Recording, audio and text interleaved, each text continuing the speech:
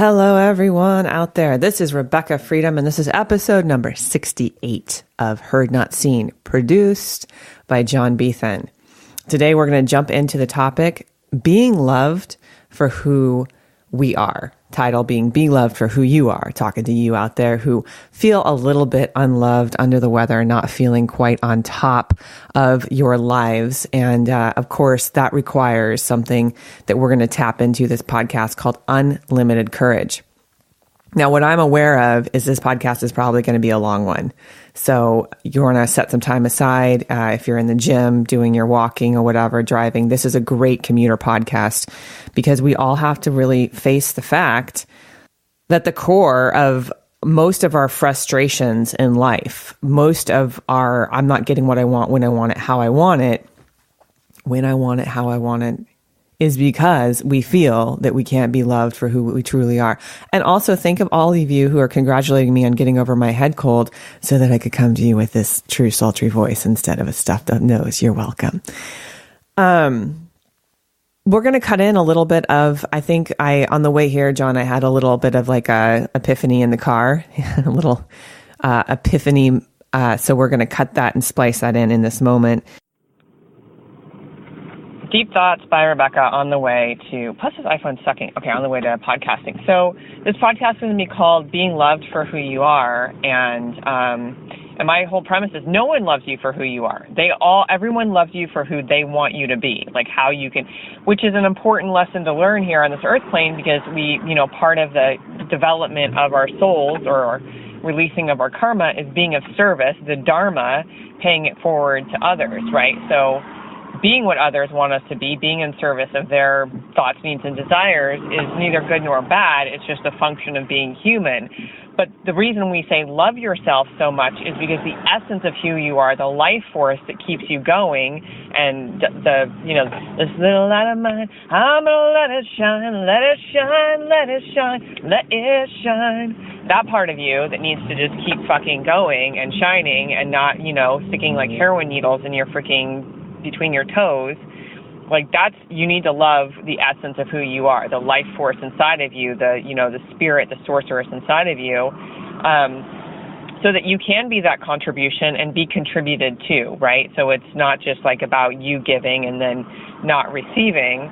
But here's the whole frustrating thing is just the fucking steep curve of learning that because we have egos, these little identity lockers, that lock us into like, this is who I am. I'm female. I'm hairy. I'm fucking fat. I'm not fat. I'm too much. I'm not enough. I need a nose job. I just like fit in. I just want to fit in. The ego just wants to fit in. And your soul is like, I don't need to fucking fit in. I need to just like do what I came here to do, which is like be more of me. But then we're like, well, what is more of me if I'm connected to the whole, to the great Oz and beyond? And that's the learning curve that is life, being loved for who you are. What does that, not even a fucking mother loves you for who you are because she's going to develop you and teach you the skills to read, write, learn, and be part of the institution, use banks and different things like that, unless you want to just go be an aborigine and live out in the forest and be off, quote, the grid. But, then all the intellectual creature comforts that we've created are really just not for you. So long story short, the podcast today is going to be about being loved for who you are and how the fuck to do that. I have been so frustrated these last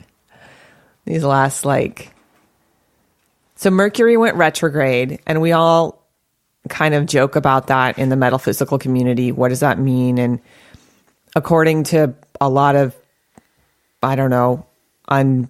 unverified research, Mercury is the planet of communication, and Mercury, it was like the messenger. Icarus, I think, is also part of the mythology of Mercury. And when Mercury goes retrograde, which it means it looks like it's going backwards in the sky due to some sort of planetary rotation, then we have problems with communication, bringing up old hurts and wounds. And I would also say at the end of the year, at the end of any year, it's easy to go back and reflect and be like, wow, like how was this year? And again, if you listen to the other podcasts, like I took probably 14 podcasts to process through a breakup that happened this year, only to arrive at this place now where I'm like, it was meant for my spiritual growth. Well, fuck that. I just want to be comfortable. I want to be comfortable. Like I'm totally want to be in this like supported, loving place. Then I totally realized by virtue of having an iPhone, I've sort of trained myself into thinking that my requests can be answered like apps in my life.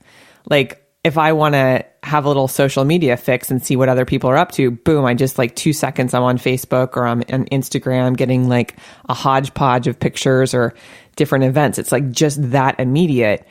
So in life, when I'm like, oh, I want a family and a relationship and I'm ready to onboard that level of responsibility, I get immediately frustrated because I can't just push an app and poof, there's my loving husband and our great bank account and our beautiful kid who's like, just ornery enough. There's no fucking app for that. So the app for that is you have to go through these like tests and trials and joys to be able to sort of like develop, to mature in your wisdom, the getting of wisdom. And what I'm aware of, this is all just a really classical conditioning, like point of view. This is like the most current updated iOS system in our consciousness right now, is that you go through trauma, you heal it, and then all of a sudden you get a spiritual upgrade, i.e. more awareness. And then from more awareness, you can create more choices for yourself. And then from more choices for yourself, you have something that gets manifested on the physical plane as, more comfort or sex or joy, whatever.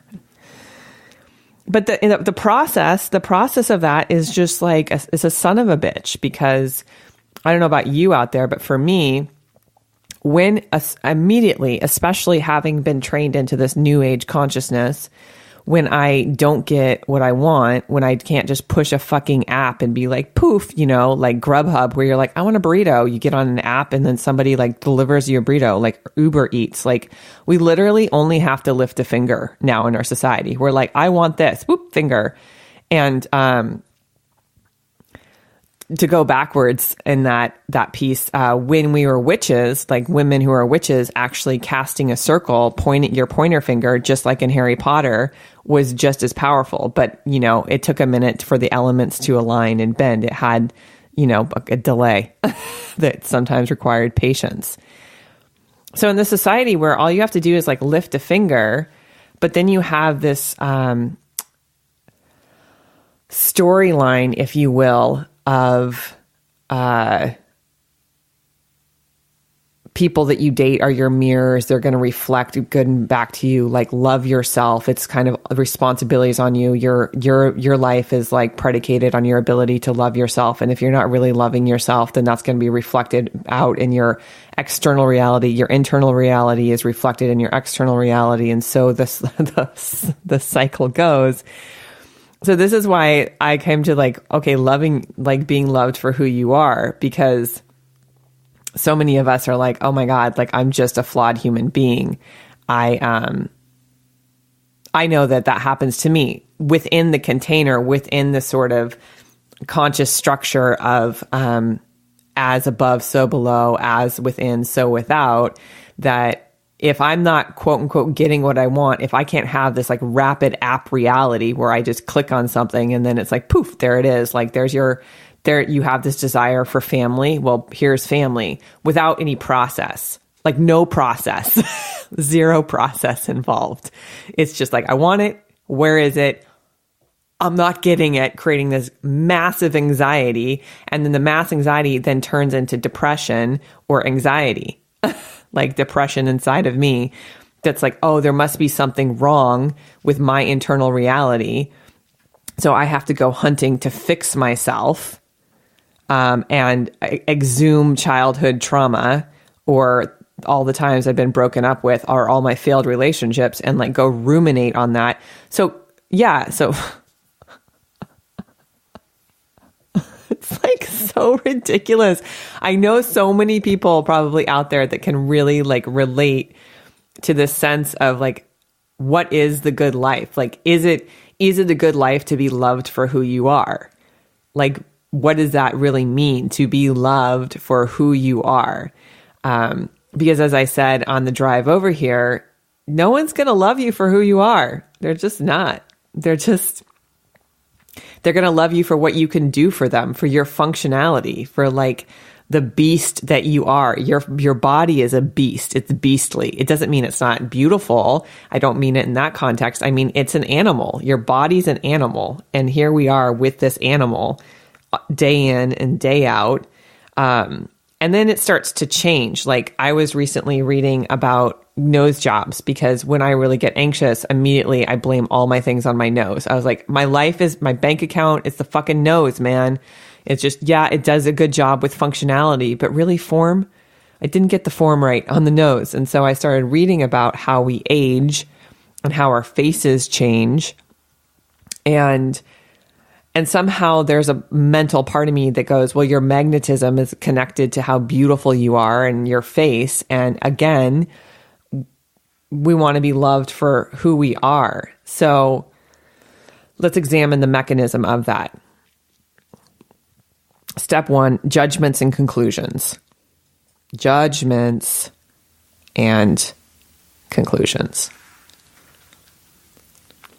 Judgments, I believe, and I'm just going to go ahead and download this via Being Psychic right now. What are judgments?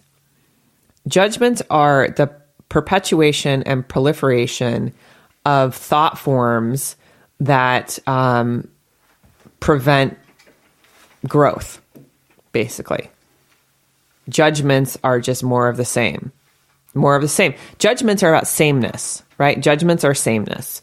They're saying, okay, well, that's not like me, or that's not like me, or that's, and judgments are, I think, little pockets of coping mechanisms because the animal, the beast of our body goes, okay, for me to survive, I have to fit into this system.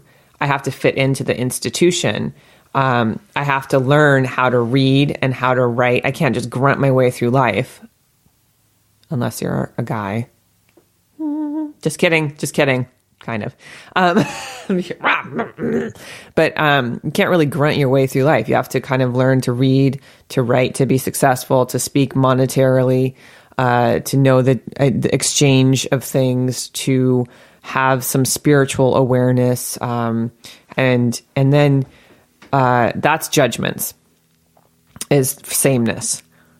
What are conclusions?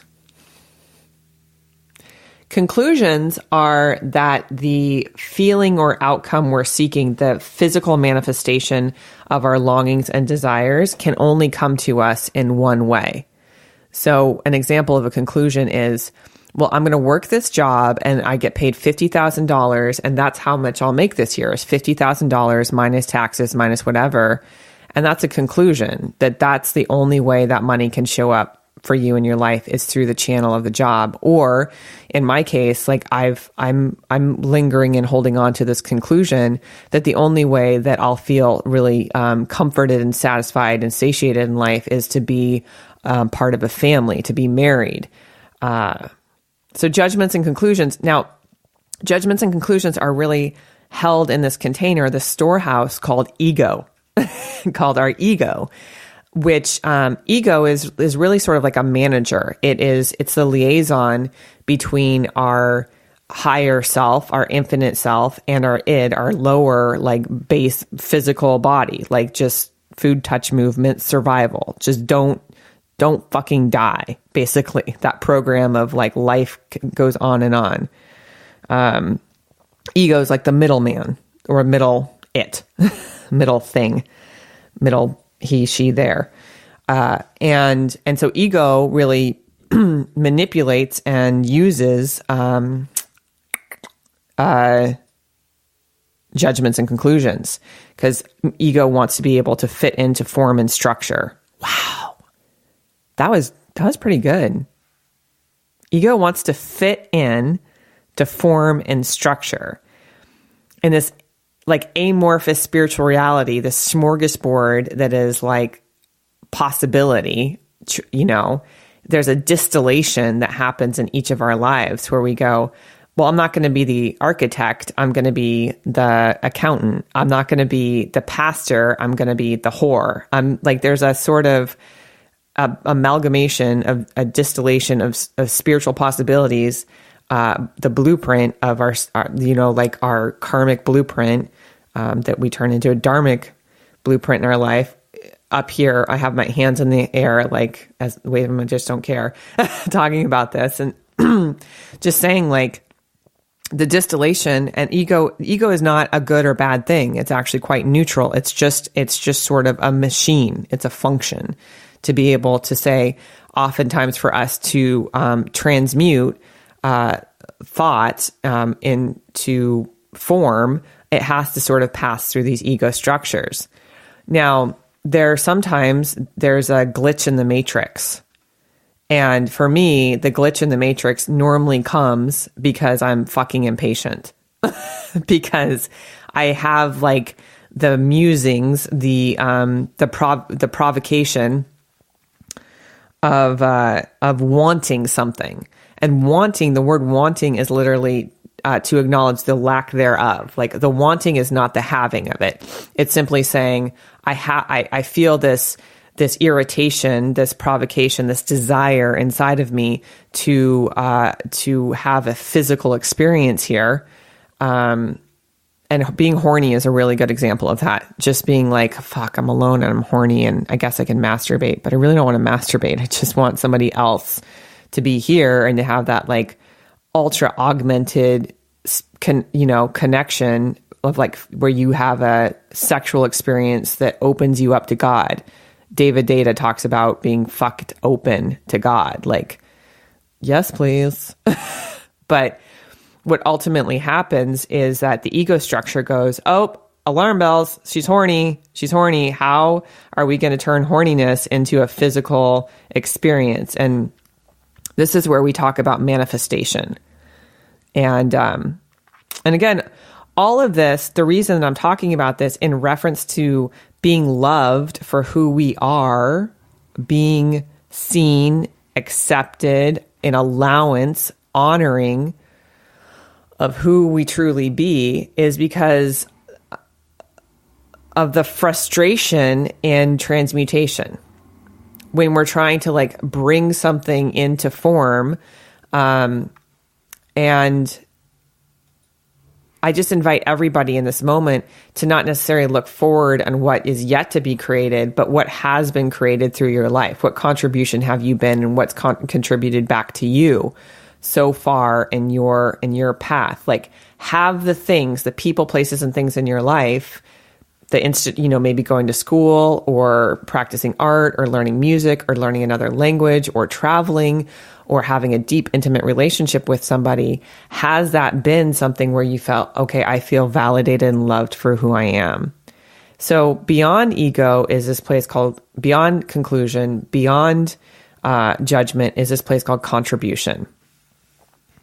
So contribution is, can I be an open vessel? Can I be an allowance of the energy that wants to, the essence of who I be, the life force, the chi, the prana, the kundalini energy that's animating this animal that is my body, that's on a spiritual mission here on this third dimensional plane.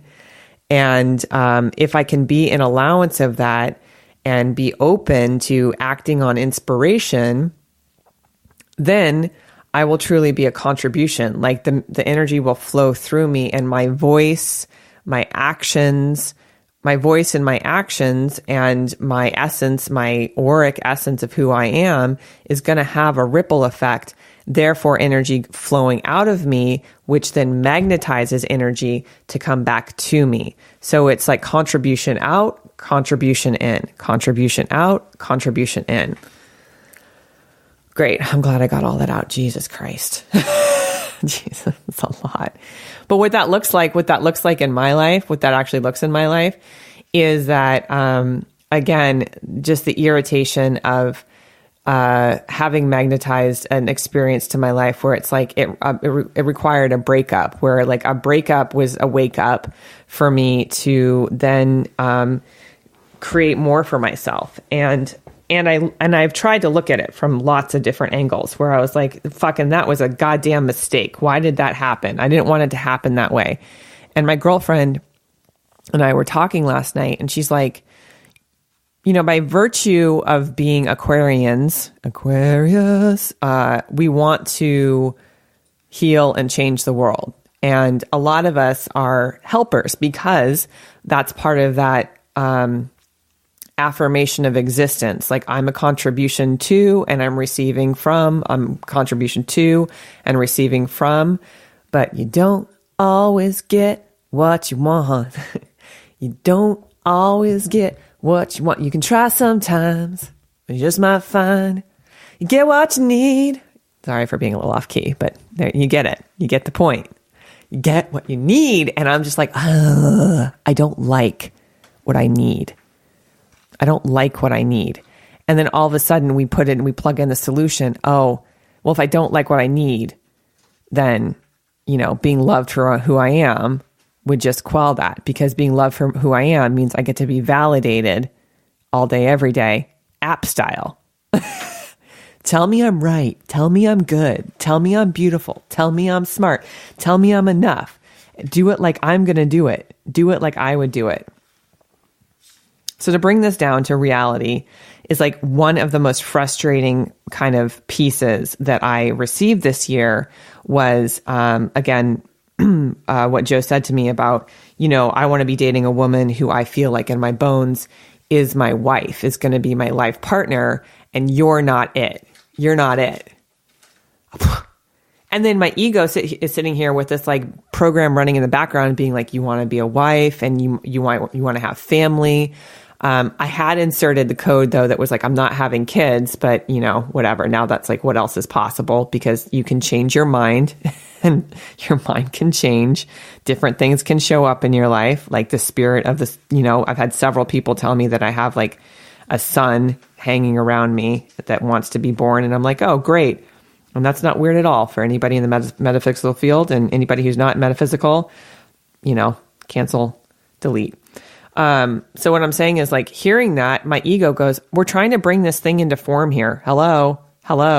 Like we want to be married, want to have partnership, want to have somebody support and be there and work through the challenge that is life together. And it's pretty basic. It's not like this, like as simple as like, I'll cook dinner tonight and you can vacuum and we'll do chores this weekend. And then, do you want to have sex now? Great. Okay. We'll have sex now. And then we'll go to work. Like, what are you working on with your business? How's business going? Cool. I have some ideas for you. Great. I have ideas for you. I'm going to need some alone time right now. Cool. I'm going to go meditate. Just like life unfolding, life being life. But with partnership with somebody where you feel like I'm not alone. I'm not already in hell. That's a little bit of like this identity piece that the ego says like, hey, we're trying to fit in and we're trying to create this thing, this validation for you of what you want, that it's actually validating. It's going to create more for you. And I know for me, I feel this like sense of I'm 37 and I screwed up. Like, why am I not with anybody yet? Like, why haven't I found like my partner, which then launches this feeling of like staring into the future being like, oh, it's coming. But then I get pissed because it's not here. And that's the fight. It's just this constant back and forth. John's like staring at me. Imagine the hamsters going off and the hamsters on the wheel, probably for all of you. Because we all feel this way, I think, in different things, whether we look at our bank accounts and go, oh, God damn it. Fuck, it's supposed to be way different than this. Okay, well, what am I going to do about that? And then we look off into the future and figure out what we're going to create next and how that's going to come in. So I just know for me, being told by somebody that I loved and really and still do care about very much that I'm just like not it has sent my ego into like a tailspin. And because it's trying to bring this thing into form. It's trying to like pull the energy of like relationship, lasting, loving partnership into form. And it's almost like there's, again, a little bit of a glitch in the equation because there's a part of me that has really registered, oh, well, that's not that person. That's not Joe. Joe's not going to be pulled into the form of husband, and has tried to like put him in a different equation of like, oh, friends or somebody else who's valuable in my life because it's made me like access my deepest, it's made me access like the deep wisdom inside of me to be able to traverse this anxiety and this pain. But it's not like you have an answer. It's not like you arrive at an answer. It's just like, wake up in the morning, meditate, get some good coffee, get some friends on board, and you just realize like that somehow all the dots start to fit together. Like there's friends that I've had for a decade, and we look back and we're like, God, we've been through so much together. We've been through breakups, and other friends have been through affairs and deaths of loved ones, and really happy occasions. And there's a steep learning curve to life. And especially when you feel like getting what you want will be an arrival. I'll have arrived if I get this, then I'll have this.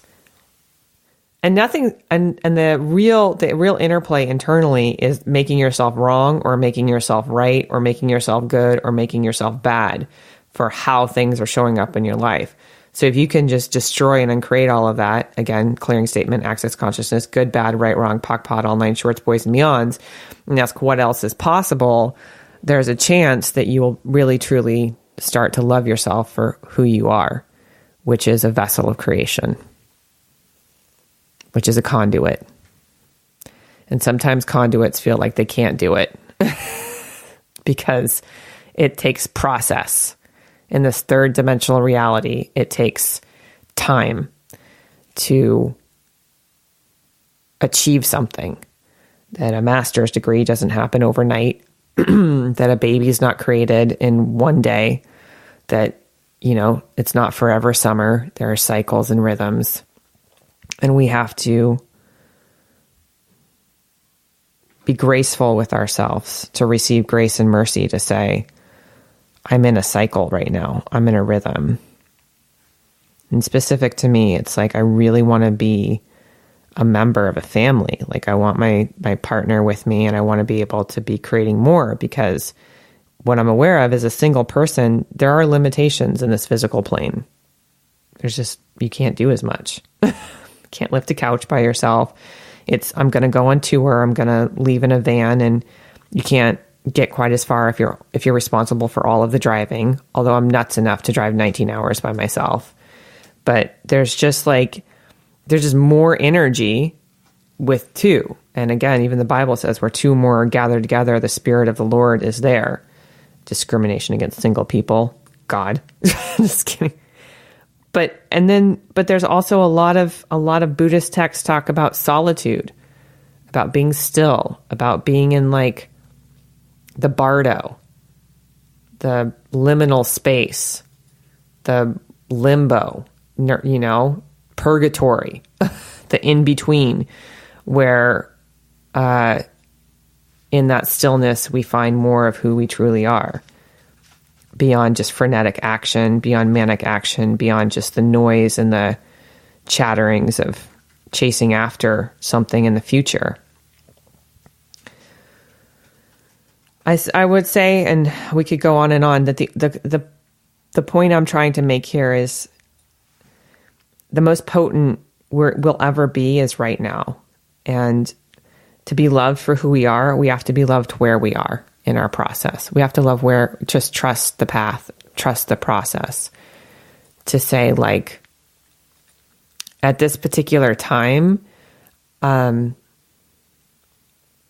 I don't really care. Like, I want to be a bestseller author, but it's being a best-selling author, that's not altruistic reasons. It's because I want to be able to support myself.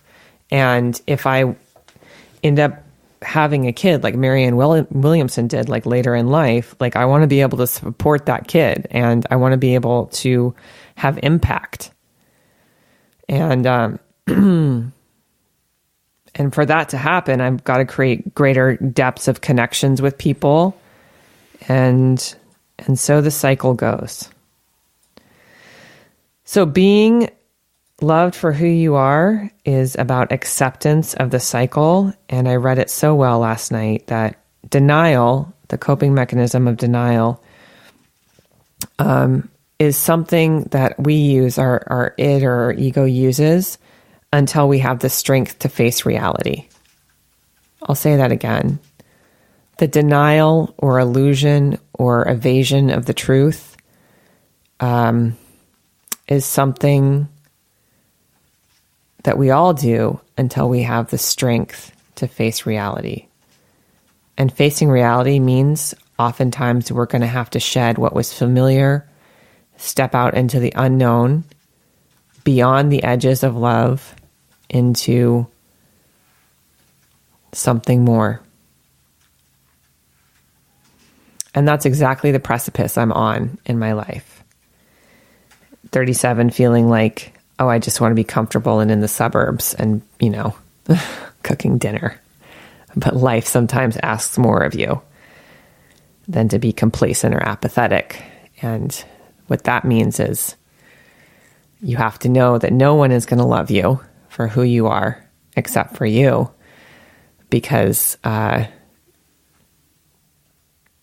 of your mission of being here on earth is to be of service and to turn karma, a debt to be paid, into dharma.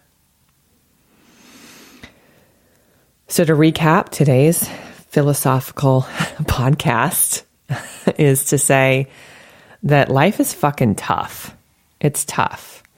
And it's tough because we have this deep, the longest road from our heart to our head, and we don't really know how quite to talk about existence. There are lots of proponents and ponderances and ways to really shape the reality that we're in. And our reality is built on our points of view. And access. You can have anything that you desire, but it doesn't mean it'll come immediately or right away. So stay true to the process, stay true to your ask. Know that your life is going to be about the getting of wisdom. And I will end in this, that good things happen in the end. And if good things aren't happening, it's not the end. You're in your becoming, you're in your unfolding. And I know how hard and depressing and anxiety provoking and frustrating and listless it can be. So I'm here for you. I'm here. Like my role as a counselor is not an accident. And even if I'm making meaning of the rigors of my life by being a counselor, then so be it. So I invite you to reach out to me at RebeccaFreedom.com. That's REBEKAH freedom.com. Read the show notes. We've definitely put some good things in there. And know that you are loved for who you are by me. Thank you for listening today. Be set free.